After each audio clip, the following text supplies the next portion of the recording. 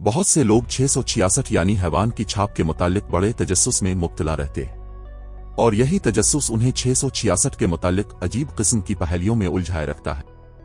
कुछ लोग रूमी सल्तनत को 666 करार देते हैं, कुछ रूमी बादशाहों को 666 और हैवान करार देते हैं, कुछ मोहतरम पोप को 666 और हैवान करार देते हैं, कुछ के नजदीक 666 कई दीगर गैर मसीही फिरके हैं, कुछ के मुताबिक 666 कोई चुप RFID है, कुछ ने तो कोरोना वैक्सीन को भी 666 करार दे दिया, कुछ के नजदीक 666 इल्यूमिनाटी सेटअप है।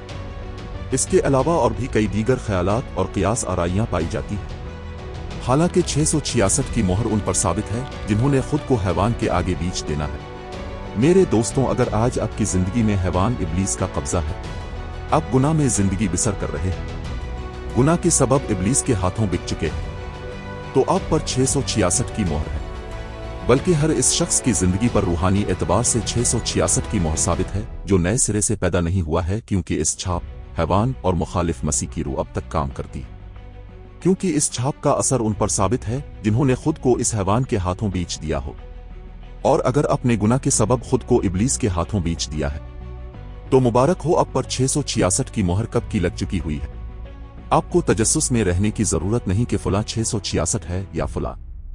खुदारा अपने आप पर रहम करें, तौबा करें और खुद को गुनाह के सबब इब्लीस के कब्जा और उसकी मोहर से छुड़ाएं और नए सिरे से पैदा होकर बड़े की मोहर लगवा लें। अगर ऐसा ना करेंगे तो आप पर पहले ही 666 की छाप लगी हुई है और हैवान इब्लीस के हाथों बेचे हुए हैं।